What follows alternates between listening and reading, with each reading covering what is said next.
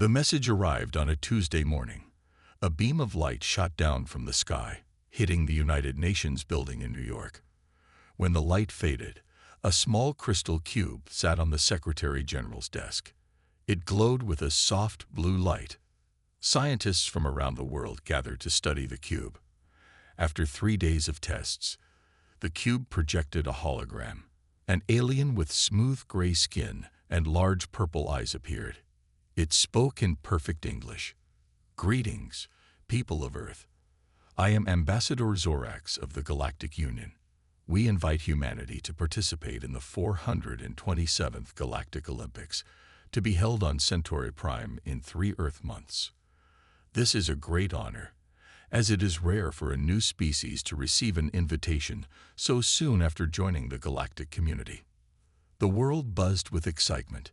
Humans had only discovered they weren't alone in the universe 5 years ago. Now they were invited to compete against the best athletes from across the galaxy. Captain Samantha Powell sat in her office at the United Earth Space Command headquarters. At 42, she had gray streaks in her dark hair, but her body remained as fit as when she won gold in the 100-meter dash 20 years ago. A knock on her door interrupted her thoughts. "Come in," she called. Admiral Harris entered, carrying a folder. "Congratulations, Captain Powell. You've been selected to lead the human delegation to the Galactic Olympics." Samantha blinked in surprise. "Sir, there must be better candidates. The selection committee disagrees. You're an Olympic champion, a respected military officer, and you've already worked with alien diplomats. You're perfect for this." 3 weeks later, Samantha stood in front of the 100 men and women chosen to represent Earth. They gathered in the massive hangar housing the U.S. Defiant, Earth's newest and fastest spaceship. "In 2 days, we leave for Centauri Prime," she said. "We face competitors who evolved on worlds different from ours. Some will be stronger, some faster. But we will show them human determination." Dr. Alan Martinez approached her after the speech. His dark eyes looked troubled behind his glasses. "Captain, I've been researching past Galactic Olympics," he said quietly. "Something doesn't add up." "What do you mean?" Samantha asked. Helen handed her a tablet. "Look at these results. New species always perform poorly their first few competitions. Always. The pattern is too consistent." Samantha scrolled through the data. "It could just mean we have a lot to learn." "Maybe. But I found messages from previous newcomers claiming the games were unfair." These complaints were dismissed as poor sportsmanship by the Galactic Olympic Committee. "The Zalaxians have been running these games for thousands of years," Samantha said. "Why would they cheat? Politics, perhaps. The species that perform well receive better trade deals, more territory, more respect. It's like the old Olympics on Earth, but with much higher stakes." Samantha frowned. "Keep digging, but keep this quiet for now. We don't want to start our first Olympics by accusing the hosts of cheating." On launch day, thousands gathered to watch the Defiant depart. Inside the ship, athletes strapped into special chairs designed to protect them during the jump to faster-than-light speed. Lisa Garcia, Earth's fastest sprinter, looked nervous. "My grandmother thinks this is a trap," she whispered to Jason Miller, the weightlifting champion sitting beside her. "If aliens wanted to hurt us, they wouldn't need to invite us to sports competitions," Jason replied with a smile. Captain Powell's voice came through the speakers. "All stations report ready. Beginning countdown to departure. Next stop, Centauri Prime and the Galactic Olympics." As the engines roared to life, Dr. Martinez sat in his lab, still studying the data. Something strange caught his eye.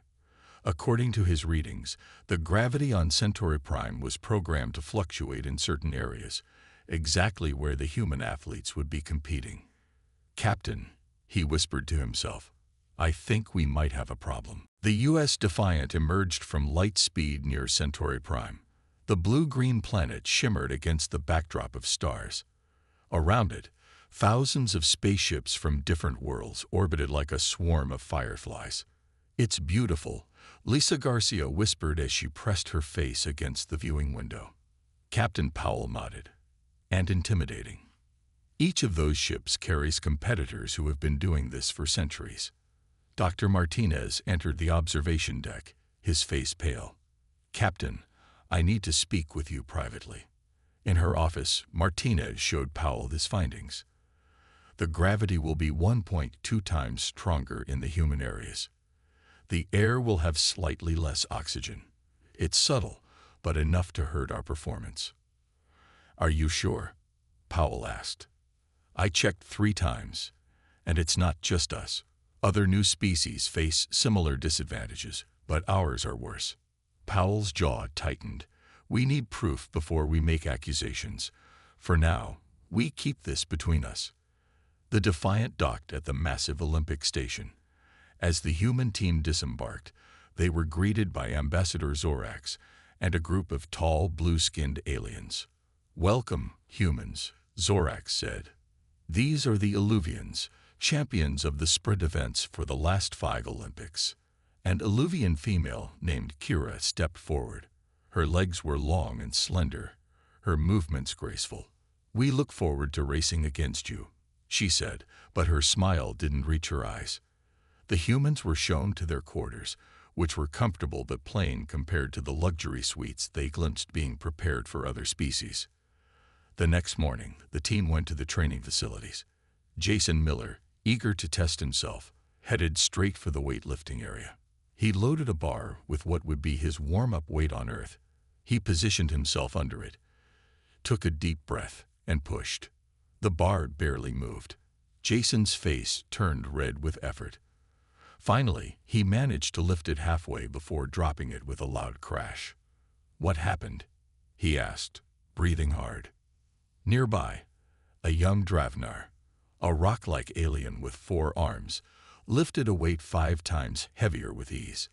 The Dravnar looked at Jason and made a sound like grinding stones.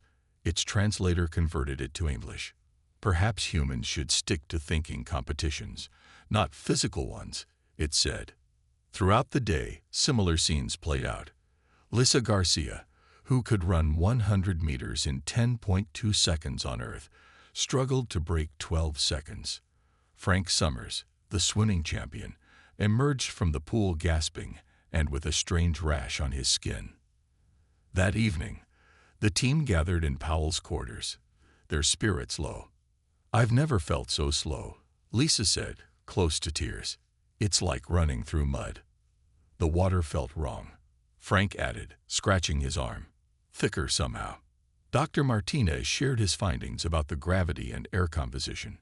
"We're being sabotaged, but in ways that would look natural if we complained." "But why?" Nicole Patel, the team's engineer, asked. "What do they gain by making us look bad?" "Politics," Powell said. "Earth is new to the galactic stage. If we perform poorly, it's easier to deny us resources, territory, and respect."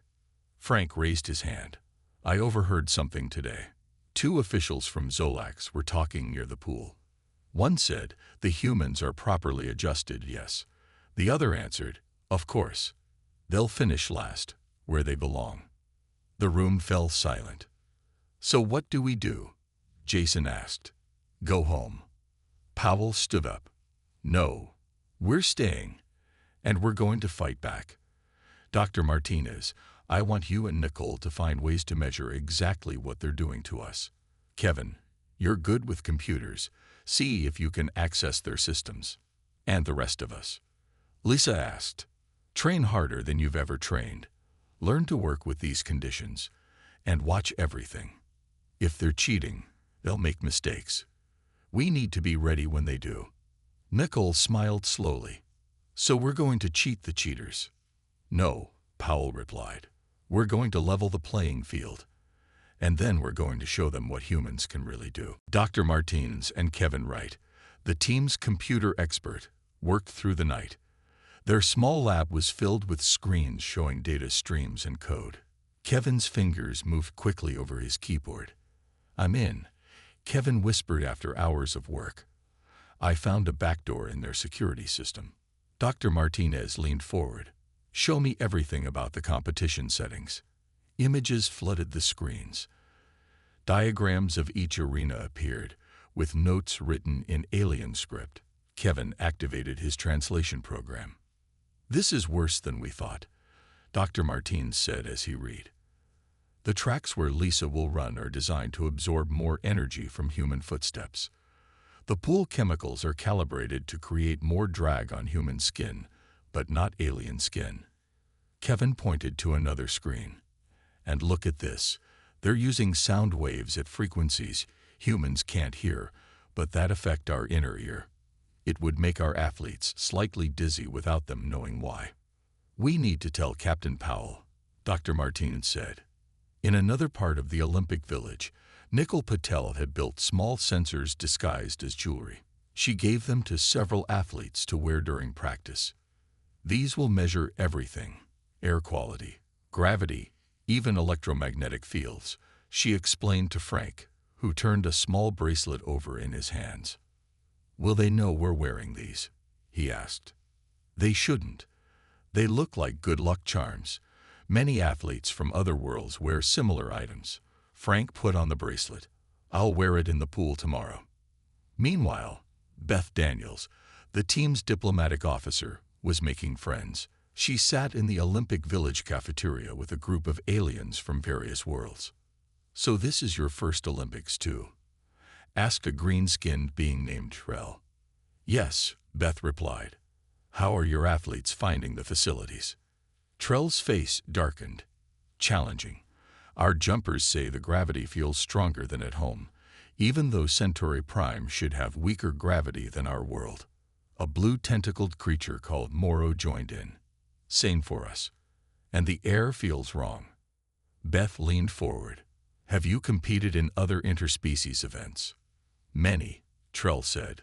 "We never do as poorly as we do here. It's been this way for 3 Olympics now." "8 for us," Moro added. "We've filed complaints, but they're always dismissed." The next morning, Captain Powell called a meeting after receiving the reports from her team. The evidence was clear. The Galactic Olympics were systematically rigged against newer species, with humans facing the harshest conditions. "We have 2 options," Powell said to her team. "We can file a formal complaint, which will likely be ignored, or we can fight back." "How do we fight back against this level of cheating?" Lisa asked. Dr. Martinez stepped forward. "Nicole and I have been developing countermeasures." Nicole held up what looked like normal athletic clothing. "These uniforms have microscopic technology woven into the fabric. They'll help counter some of the effects they're using against us. For the runners, the shoes will return some of the energy the tracks are stealing," Dr. Martinez explained. "Swimmers will have suits that reduce the drag from the chemically altered water." "Isn't this cheating too?" Jason asked. "No," Powell said firmly. "We're not gaining an advantage. We're just removing the unfair disadvantage they placed on us." "There's more," Beth added. "I've spoken with representatives from 12 other species who believe they're being treated unfairly. They're willing to share information and help each other." "Good," Powell nodded. "We need allies." Just then, there was a knock at the door. Kevin answered it, then stepped back in surprise. An alien stood there. It was tall and slender, with pale blue skin and silver eyes. It wore the uniform of an Olympic official. "My name is Zortel," the alien said quietly. "I am from the committee, and I want to help you." The humans stared in shock. "Why would you help us?" Powell asked suspiciously. "Because what they're doing is wrong," Zortel replied. "It has been wrong for thousands of years, and it's time someone finally exposed the truth." Zortel sat with the human team in their meeting room. The blue-skinned alien looked nervous, glancing often at the door. "I've worked for the Olympic Committee for 50 years, Zortel explained. "At first, I believed in the games, but then I saw the truth." "Why target humans specifically?" Captain Powell asked. "Your species worries the older races. You advance from radio signals to space travel in less than a century. It took most species thousands of years to do the same." Dr. Martinez frowned. "So they fear us?" "Yes. The Zalaxians have controlled the galaxy for 20,000 years. They use the Olympics to keep the social order. Winners get better trade deals, more respect. Losers stay poor and weak. And they've been doing this for how long? Nickel asked. Since the beginning. The first games were fair. Then the Zalaxians realized they could use them for control. Kevin leaned forward. Can you help us access their systems? Zortel nodded. I can give you my access codes, but be careful. If they catch you, they'll send all of you home in disgrace. After Zortel left, the team made a plan. They had 3 days before the first official human competition, Lisa's 100-meter sprint.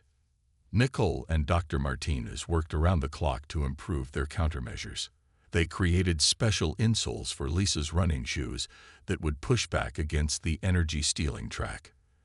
They designed earplugs that blocked the disorienting sound waves. Kevin used Zortel's codes to learn more about the Zalaxian systems.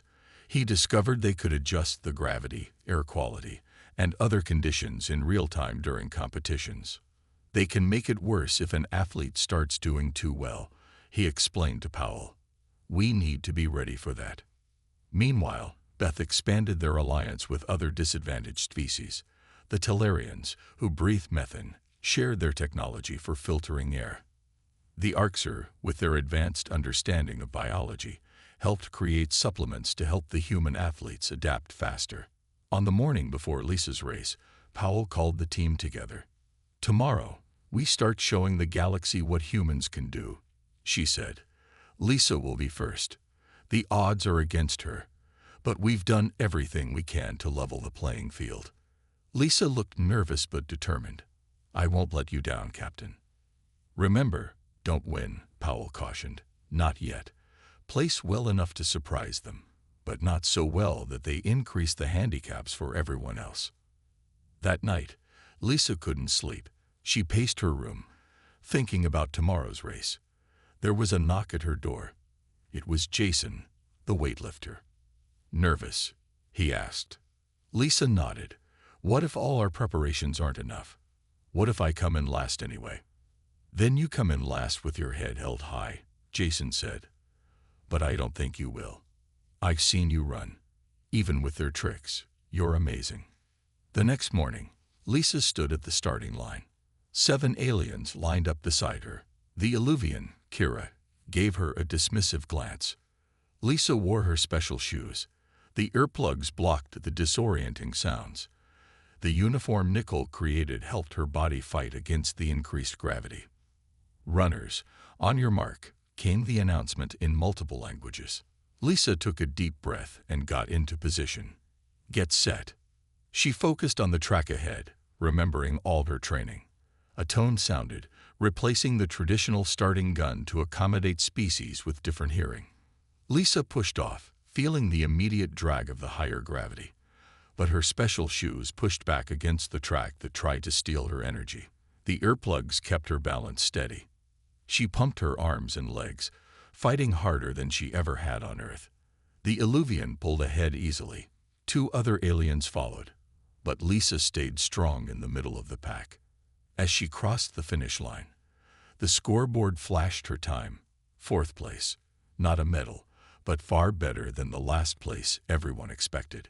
The crowd went silent. Then Lisa heard it, cheering from the small human section, and surprising cheers from other species too.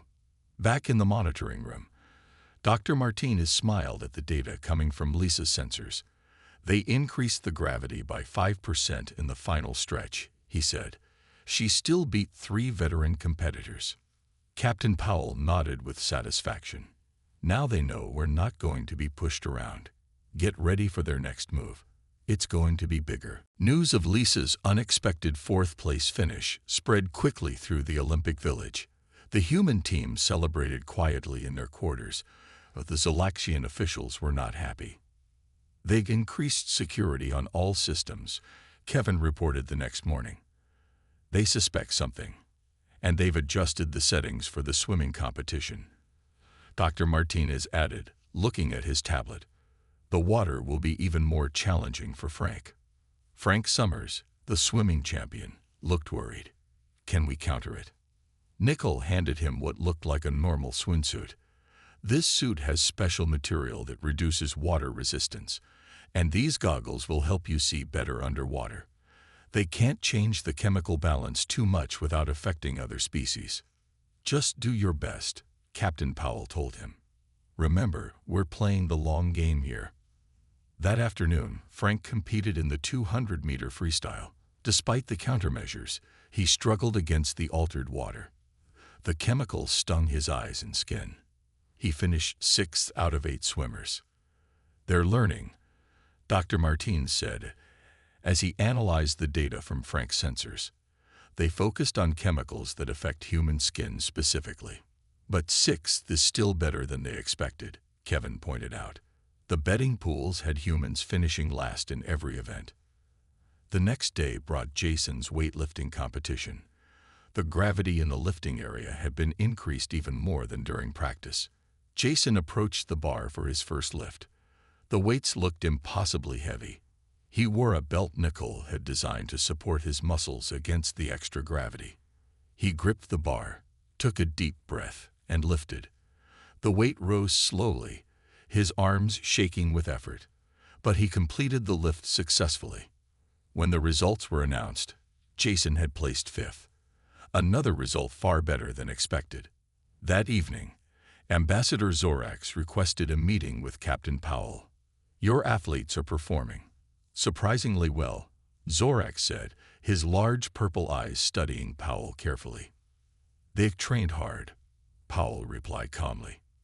Perhaps too well, Zorax said. Some officials are concerned that Earth might be using unauthorized enhancements, like manipulated gravity and air composition, Powell asked innocently. Zorax's gray skin darkened slightly. The conditions are standardized for all competitors. Of course they are, Powell smiled. And we would never break the rules of these fair and honorable games. After Zorax left, Powell called her team together. They're getting suspicious. We need to be more careful. And we need more evidence of their cheating. I think I can help with that, said a voice from the doorway. Everyone turned to see Kira, the Illuvian runner who had won the race against Lisa. Why would you help us? Lisa asked in surprise. Because I'm tired of this system too, Kira replied. The Illuvians have been favored for generations because we allied with the Zalaxians early on. But other species suffer. It's not right. What can you tell us? Powell asked. Tomorrow night, there's a private meeting of the Control Committee, the group that manages the adjustments to each competition. I can get 2 of you inside, disguised as cleaning staff. Dr. Martins and Nickel volunteered for the mission. The next evening, wearing the uniforms of the maintenance crew and with their appearance slightly altered to look less human, they followed Kira to a secure area of the Olympic facility. Stay quiet and keep your heads down, Kira whispered as she led them into a service corridor that ran behind the meeting room. There's an air vent where you can listen and record. Dr. Martins and Nickel positioned themselves by the vent. Inside the room, 7 Zalaxian officials gathered around a large holographic display showing all the Olympic venues. The humans are causing problems, one official said. Their performance exceeds our models. Increase all handicaps by 20% for remaining human events, another ordered. That might be too obvious, a third cautioned.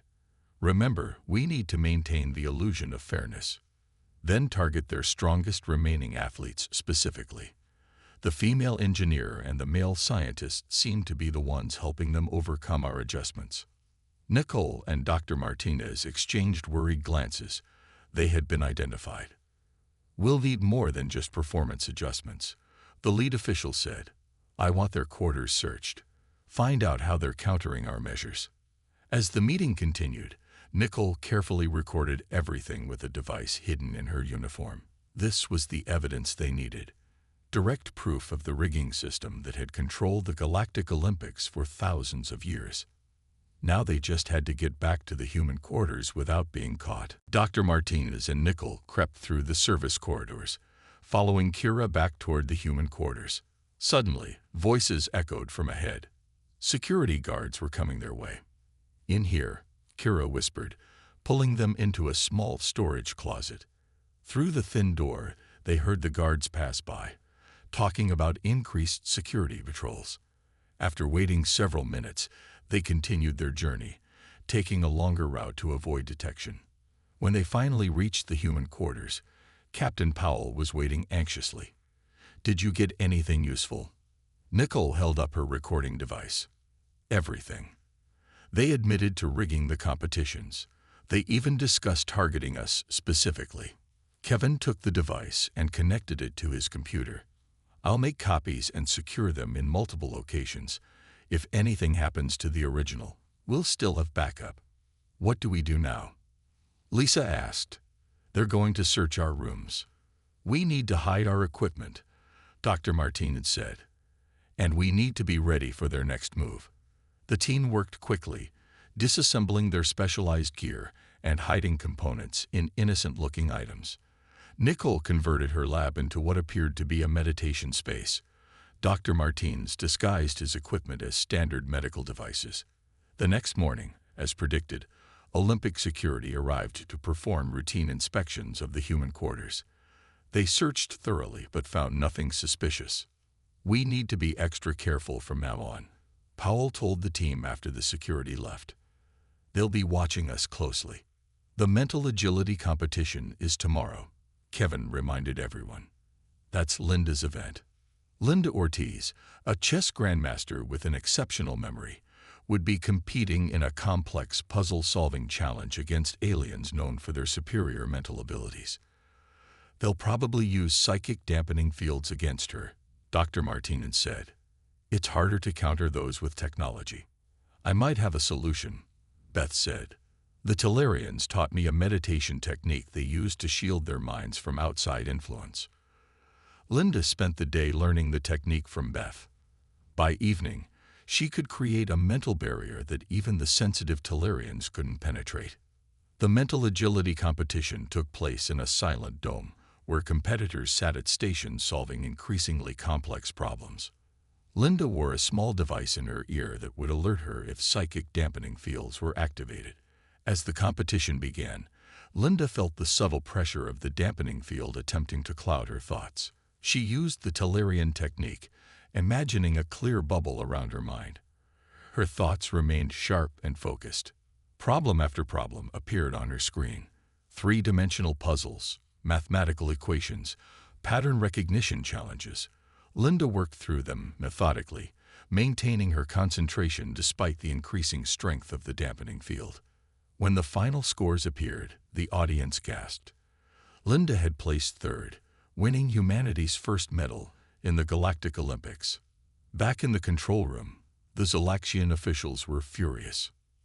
"How is this possible?" one demanded. "The dampening field was at maximum strength." "We need to take more direct action," another said. "The Galactic Relay is in 2 days. We cannot allow the humans to place well in our most prestigious event." That evening, the human team celebrated Linda's bronze medal. It was a small victory, but an important one. For the first time, a human stood on the medal platform alongside aliens from ancient advanced civilizations. As Linda received her medal, Captain Powell noticed Zorax watching from the sidelines, his expression unreadable. He was speaking quietly into a communication device. Later that night, as the team slept, 3 shadowy figures entered the human quarters. They moved silently toward Nicole's room. Their mission: sabotage the human equipment and ensure failure in the final event. Kevin's security system activated silently, alerting Powell without the intruders knowing. She quickly woke Jason and Frank, and the 3 of them moved to intercept the saboteurs. "What do we have here?" Powell asked loudly as they cornered the intruders in the hallway. The 3 aliens froze, then fled toward the exit. But before they left, Powell noticed something important. They wore the insignia of Zorax's personal staff. "They're getting desperate," Powell told the team the next morning. "The Galactic Relay is tomorrow, and they'll do anything to stop us from succeeding." "Then we'll need to be ready for anything," Lisa said. She would be the first runner in the relay team. "We've come too far to back down now," Powell agreed. "Let's show the galaxy what humans can really do." The day of the Galactic Relay arrived. This event was the most prestigious competition in the Olympics, a four-stage race combining different skills. Each team had 4 members who would pass a special baton between them. Lisa would run the first leg, a sprint through an obstacle course. Jason would handle the second leg, a strength challenge. Ryan Clark, their marksmanship expert, would take the third leg, a precision shooting course. Captain Powell herself would anchor the final leg, a zero-gravity navigation maze. "They'll throw everything they have at us today," Powell told her team as they prepared. "Be ready for unexpected changes." Dr. Martinez handed each of them their specialized gear, improved after each previous competition. These should help counter most of their tricks, but stay alert.